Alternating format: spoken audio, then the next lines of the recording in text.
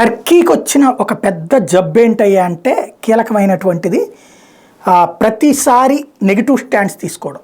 ప్రపంచమంతా ఊరంతా ఒకదారి అయితే ఉలిపికట్టుది ఒకదారి అన్నటువంటి రూట్లో పోతూ ఉంటుంది.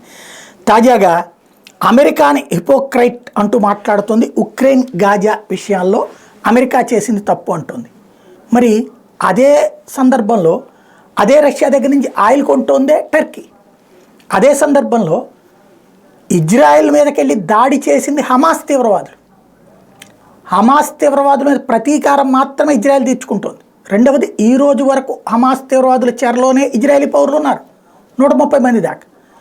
వాళ్ళని విడిపించమని మాట్లాడదు, యుద్ధం ఆపేయమంటది. వీళ్ళు తీసే ప్రాణాల గురించి మాట్లాడదు, వాళ్ళు తీసే ప్రాణాల గురించి మాట్లాడుతుంది. ఉక్రెయిన్ చేసిన ఓవర్ యాక్షన్ గురించి మాట్లాడదు, రష్యాకి సంబంధించినే మాట్లాడుతుంది. ఓవరాల్గా మేము ఏదంటే అదే వ్యవహారం అన్నటువంటి ధోరణిలో వ్యవహరించేటువంటి వాళ్ళలో టర్కీ ఒకటి. దాన్ని నాటోలో పెట్టుకుని తప్పు చేసింది అమెరికా.